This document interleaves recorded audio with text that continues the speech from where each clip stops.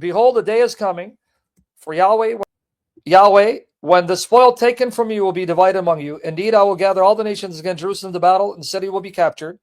The house is plundered, the woman ravished, and half of the city will go forth in exile. But those left of the people will not be cut off from the city. Then Yahweh will go forth, pay attention, fight against those nations as the day when he fights on a day of battle. And in the day, his feet. So now Yahweh appears with feet. Now, how do I know the feet are physical? Because it says when his feet touches the Mount of Olives, the Mount of Olives will be physically split.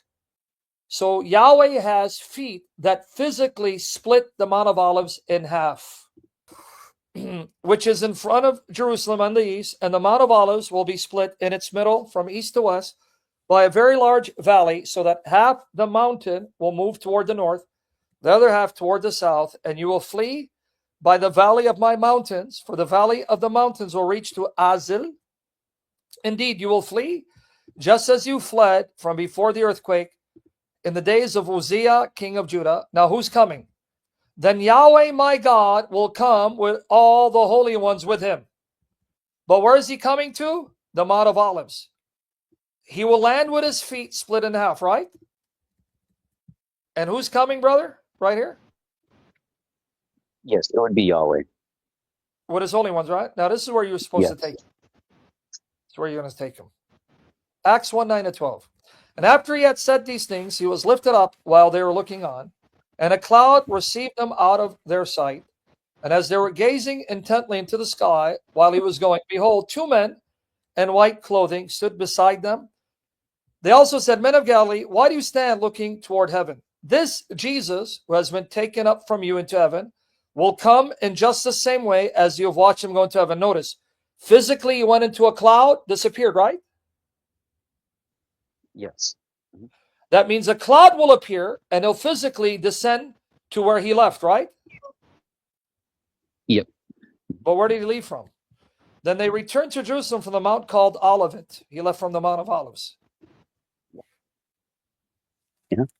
Yeah, I brought this passage up to him as well. But I don't know. It was very odd with him saying that it's not the same, or at least that How can it not be him the saying same, brother? He's going to come back with his saints, his holy ones. Same word in the Greek. 1 Thessalonians 13, so that he may strengthen your hearts, blameless in holiness, before our God and Father, at the coming of our Lord Jesus with all his saints. It's the same word in the Greek of Zechariah 14:5. It's agios or agion, meaning holy ones. It's the same word. He's coming with the holy ones. How can it not be the same? Okay, got it. And would it be the same word in Mark 14:61-62? That's not. Oh, yeah, you're talking about the Mark 14:61. It said, "You see the Son of Man coming with the clouds of heaven," but that's referring to the Son of Man coming to destroy Jerusalem, which will be a sign that the Jews will see and understand that the Son of Man reigns and has destroyed Jerusalem as the punishment for condemning him to death. Okay. Because Mark 14:61-62 says, "Yes, you shall see the Son of Man seated at the right hand of power, coming with the clouds of heaven." Yeah. Okay. Got it. Zechariah doesn't talk about him coming with the clouds of heaven. That's implied elsewhere, but you're wanting to show Yahweh is coming physically to a physical location, the Mount of Olives. And who's he coming with? Holy ones, right? Yes. Is it a coincidence Christ physically left the Mount of Olives and he'll come back to the Mount of Olives, which now helps us appreciate whose feet Zechariah saw landing and splitting the mount in half? Yeah, and right, because he would have to be physical. Because I know that you brought up Revelation 22:16. Yes. And then who's he coming with? Saints, holy ones. That's why various translations translated holy ones. Let's see. And I'll show you the Greek. It's the same Greek word used in Zechariah 14:5 in the Greek translation. Here, saints, let's see. All right. Holy people, forget about here. Holy ones. All right. Holy ones. The word is not people, but nonetheless, holy ones. holy ones, you see? Holy ones, right? Saints, holy ones, okay? Now let's see what the Greek word is, if it's the same, all right? Let's see what the word is. I'll get you the link here. What is, right? Ton agion of two, the saints of him, right? Yes. Ponton, all of them, right? Now watch here. And we're going to look at the Greek of Zechariah 14:5. Because Zechariah 14:5 is in Hebrew, kadoshim. Kadoshim means holy ones or saints. All right. So, but now let's go here. Aleppo, the English translation of the Greek. We go to Zechariah 14. Let's see if it, remember, it was ton agion, right? Ponton, ton agion. Ton agion, o agios. Let's see what is it here. And all the saints with him, right? You ready? Yep. Let me see where the verse is. E agii. Pontis e agii. It's the same Greek words. Okay. The reason why it's spelled differently is because of its position in the sentence. Pontis e agii. Exact same words. E agii, right? Ton agion. It's the word, right? E agios, or agii, sorry, plural. Same words. It's just the position in the sentence is different. And it's all, pantis e agii. Same words. All the saints, the holy ones. All the saints, holy ones. Pantis e agii. Okay. Panton, ton agion, that's the accusative. That's how it would be written if it's the object. So what is he talking about? Ponton, pantis. Ton, e. Same words, plural. Agion, agii, plural. So what the hell is he talking about? How is it different? Yeah. Okay, I got it. Okay, so where do you go? You went to Acts 1, but you go to 1 Thessalonians 3:13. Mhm. Jesus is the one who comes to the Mount of Olives with his holy ones. Zechariah 14 says Jehovah Yahweh comes to the Mount of Olives with his holy ones. And we know it's physical because his feet splits the mountain physically. And besides, it says the nations must come and visit him there in Jerusalem to worship him there. Why would they need to come to Jerusalem to see Yahweh there, to worship him there, if he's not there physically in an embodied form? Here, Zechariah 14, 16, 17. Then it will be that any who are left of all the nations that went against Jerusalem will go up from year to year to worship the King, Yahweh hosts. Why do they need to go to Jerusalem? Because he's there. Because we were told he came down to the Mount of Olives. Well, the Mount of Olives is right there in Jerusalem, right? So he descends, go forth, feet will touch the Mount of Olives. So he comes down the Mount of Olives, then he enters Jerusalem. And once a year, the nations must send representatives to acknowledge they worship him and submit to him, because it says here, Zechariah 14, 17, it will be that whichever the families of the earth does not go up to Jerusalem to worship the King, Yahweh of hosts, there will be no rain on them. How does this make sense if Yahweh is not there physically embodied? Yeah. Okay. How does that make sense? It wouldn't. So then, according to New Testament, who is the one coming physically to the Mount of Olives? Jesus. Who is the one coming with his saints? Jesus. How in the world is he going to convince me? New Testament's not telling me that Yahweh who comes, whose physical feet split the Mount of Olives, and he will be physically living in Jerusalem, and you have to go see him physically there, is Jesus. Yeah. Now, for the rest of you, why do we mention this? So they can understand. Notice what it says about Jesus here, because if this is Jesus, watch. And it will be in that day, there will be no light. The luminaries will dwindle. It will be a unique day, which is known to Yahweh. There you go. That's why we are using this. If Jesus is this Yahweh, the Yahweh who knows the day, any day in which he comes, then that means Christ must know the day and hour when he comes to Jerusalem, just like he knows the day in which he'll come to the earth physically to judge living and the dead. That's why we're using this. You see how it works? Neither day nor night will be that at evening time there will be light. That is Revelation 21, 22 to 23. Sorry, 23, 24, and Revelation 22, 5, where it says there'll be no night there. It'll be perpetual light.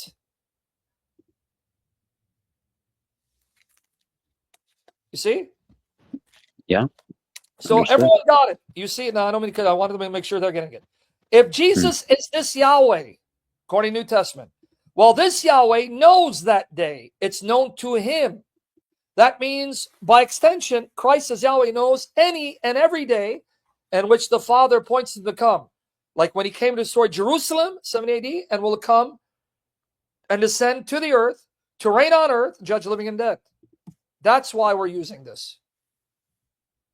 And interestingly, it says on that day, this is also in Revelation 22, right? Where it says the rivers of living water flowing from the throne. It's right here.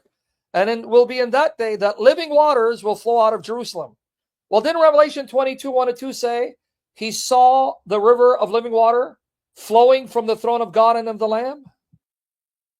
Yes, Revelation 22. So you're telling me Revelation 22, 21, 2019 is not talking about this event? When here we're told there'll be no evening, there'll be perpetual light. That's Revelation 21, 23, 24, and I'll show you. And 22, 5. And the living waters that flow out of Jerusalem, that's Revelation 22, 1. The living water that comes from the throne. So how is this not being explained, interpreted in Revelations 19 to 22? When the same themes are there. And what's the relevance? Watch. How many Yahwehs, how many kings? And Yahweh will be king over all the earth. And that day Yahweh will be one. And the word is Echad. Like Deuteronomy 6:4. The Lord our God is one. Yahweh Echad. And his name one.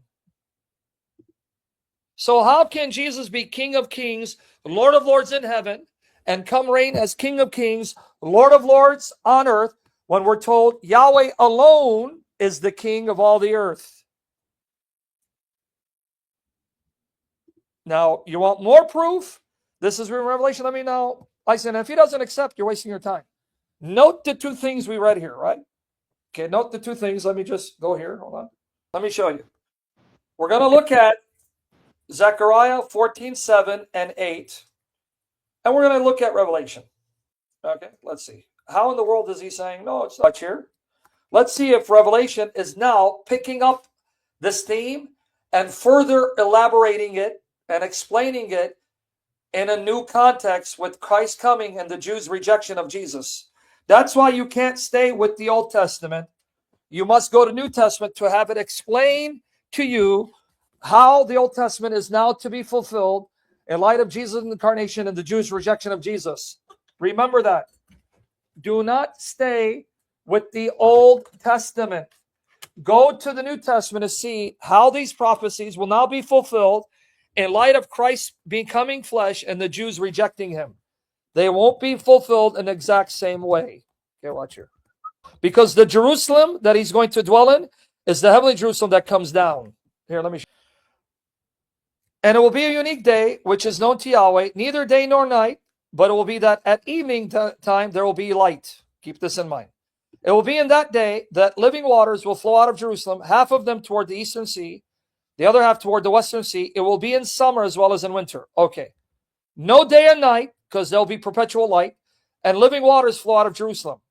What Jerusalem? Now Revelation 21, 104. I saw a new heaven, new earth, for the first heaven and the first earth passed away. There is no longer any sea. And I saw the holy city, New Jerusalem, coming down out of heaven from God. So what Jerusalem? Not the earthly one, the heavenly one that will come down and supplant, replace the earthly one. Made ready as a bride, adorned for her husband. And I heard a loud voice from the throne saying, behold, the tabernacle of God is among men, and he will dwell among them. They shall be his people. God himself will be among them. He will wipe away every tear from their eyes. There will no longer be any death. There will no longer be any mourning or crying or pain. The first things passed away. All right. Revelation 21, 9 to 14. Then one of the 7 angels who have the 7 bowls full of the 7 last plagues came and spoke to me, saying, Come here, I will show you the bride, the wife of the Lamb. And he carried me away in the spirit to a great and high mountain, showed me the holy city, Jerusalem, coming down out from heaven. So, number 1, heavenly Jerusalem is our mother. That's the real Jerusalem. The earthly one is a shadow. Number 2, heavenly Jerusalem is the bride of Christ. In the Old Testament, Jerusalem is the bride of who, brother? Of Yahweh. But how can heavenly Jerusalem be the bride of the Lamb if he's not Yahweh? Yes. Yeah. Okay. Okay, so I want to understand. If earthly Jerusalem and Israel, they are the bride of Yahweh, how can the true Jerusalem, the mother, of which the earthly one is a shadow, be the wife of the Lamb if the Lamb is not Yahweh? Yeah. Okay. So explain that, And because you're a Italian friend. How's he going to explain this? Here it is. Right here. Isaiah 54, 5. For your husband is your maker, whose name is Yahweh of hosts, and your Redeemer is the Holy One of Israel, who's called the God of all the earth. So if Yahweh of hosts, the God of all the earth, the maker of Israel, is Israel's husband, Jerusalem being the capital of the kingdom, how then is heavenly Jerusalem the bride of the Lamb, his wife, if he's not Yahweh? yeah, according to them, it would be like Jesus stealing the bride away from Yahweh. Yeah, it's a contradiction. Yeah. All right. So now watch, though. So I'm going to show you the bride, the wife of the Lamb. And what does he show him? Heavenly Jerusalem coming down from heaven. Now, what's the connection with Zechariah 14, 7, 8? No day and night, it will be light, even in evening, and a living waters coming from Jerusalem. Let's see. Having the glory of God, her brilliance was like the precious stone. As a stone of crystal clear jasper, it has a great and high wall. It had 12 gates, and at those gates, 12 angels, and names have been written on those gates, which are the names of the 12 tribes of the sons of Israel. These were 3 gates. There were 3 gates on the east, 3 gates on the north, 3 gates on the south, 3 gates on the west. And the wall of the city had 12 foundation stones, and on them were the 12 names of the 12 apostles of the Lamb. Look how glorious the Lamb is, that it's his apostles that are the foundation of Jerusalem. But now watch. Revelation 21, 22, 27. Tell me if this sounds familiar. And I saw no sanctuary in it, for the Lord God, the Almighty, and the Lamb are its sanctuary. And the city has no need of the sun or of the moon to shine on it, for the glory of God has illumined it, and its lamp is the Lamb. And the nations will walk by its light, and the kings of the earth will bring their glory into it. So wait, no sun, no moon, God's glory, the Lamb's lamp being the one light that will keep it bright. And its gates will never be closed by day, for there will be no night there. They'll bring the glory and honor of the nations into it. Nothing defiled, no one who practices abomination lying shall ever come into it, but only those whose names are written in the Lamb's book of life. Now watch this. Revelation 22, 1. Then he showed me a river of the water of life, bright as crystal, coming from the throne of God and of the Lamb. In the middle of its street, on either side of the river, was the tree of life, bearing 12 kinds of fruit, yielding its fruit every month. All right. What did he see? A river of the water of life coming from the one throne, God and the Lamb. Now watch here, verse 5. There will no longer be any night. They will not have need of the light of a lamp, nor the light of the sun, because the Lord God will illumine them, and they'll reign forever and ever. So here's that living waters, river of the water of life. Here is the light that shines, so it'll be no longer day and night. When heavenly Jerusalem comes down to the earth, and God and the Lamb will be reigning on earth in the heavenly Jerusalem, and they will light up the new heaven and earth. So there'll be no sun and moon. And that's when there will be a river of the water of life flowing from their throne in heavenly Jerusalem that's on earth. But wait, all of this is Zechariah 14:7-8. It will be a unique day, which is known to Yahweh, neither day nor night, but it will be that at evening time there will be light. And it will be in that day that living waters will flow out of Jerusalem. And he tells you it's still not the same day and same event, same theme mentioned in Revelation. Yeah. And the interesting thing is that I do remember you talking about Revelations 22 and saying that the Lamb, verse 1, shares the same throne as One throne. Yeah. Right? But my point is, he's saying that Zechariah 14 is not the same as Revelation 19, 20, 21, 22. What color is the sky in his world when it's the same thing? It says, that day when Yahweh comes to dwell in Jerusalem, there'll be no day or night. There will be perpetual light. That's the day when living waters will flow out of Jerusalem. That's the exact same thing Revelation 21, 22 speak of, but with one difference. Now, what has changed? In light of Christ's incarnation, the Jewish rejection of Jesus, now that Jerusalem will be heavenly Jerusalem. That's what's coming down. It will replace the earthly Jerusalem because there'll be a new heaven, new earth. You see? Now, but let me go a little deeper with you. And here's your Trinity. Okay, watch. Revelation 19:7-9. Let us rejoice and be glad and give glory to him, for the marriage of the Lamb has come, and his bride has made herself ready. Notice, it's not the bride of God the Father, right? Yeah, right. Not God the Father, correct? Correct. And it was given to her to clothe herself fine linen, bright and clean, for the fine linen is the righteous acts of the saints.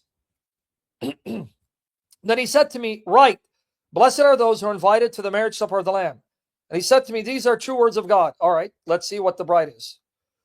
Then I saw a new heaven, new earth, for the first heaven and first earth passed away. There is no longer any sea. And I saw the holy city, New Jerusalem, coming down out of heaven from God, made ready as a bride adorned for her husband. She's the bride being prepared for her wedding banquet to her husband. Who's the husband? The Lamb. It would be For the Lamb. the marriage of the Lamb has come, and his bride has made herself ready. Who's his bride? Blessed are those who are invited to the marriage supper of the Lamb. Heavenly Jerusalem. Revelation 21:9-10. I won't read all of it. Then one of the seven angels who have the seven bowls full of the seven last plagues came and spoke to me, saying, come here, I will show you the bride, the wife of the Lamb. And what did he show him?